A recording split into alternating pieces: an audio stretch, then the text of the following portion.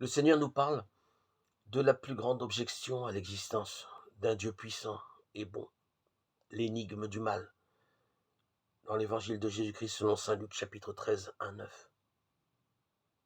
Pourquoi les Galiléens et les gens de Siloé sont-ils morts? Pourquoi eux?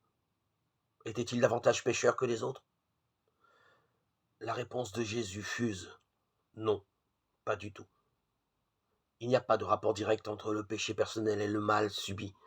Le mal et la mort restent scandaleux et irrationnels. Ils frappent les saints et les pécheurs à l'aveugle. Nous ne pourrons donc pas, avec notre intelligence humaine, trouver de parade efficace. Seul Dieu peut anéantir définitivement le mal. Et il le fit sur la croix, en un geste que nous ne comprenons encore qu'à moitié. Pourtant, l'exemple de la mort brutale de ces gens donne à Jésus l'occasion d'un avertissement fort. Car, si nous ne nous convertissons pas, nous périrons de la même manière. La conversion est toujours urgente dans la bouche du Christ. Car non seulement nous pouvons mourir brusquement sans avoir eu le temps de regretter nos fautes, raison pour laquelle nous demandons d'être délivrés d'une mort violente et imprévue, mais encore Dieu attend de nous que nous fassions le bien maintenant et non à la dernière minute. Qui sera si aujourd'hui est notre dernier jour à vivre? Chaque jour,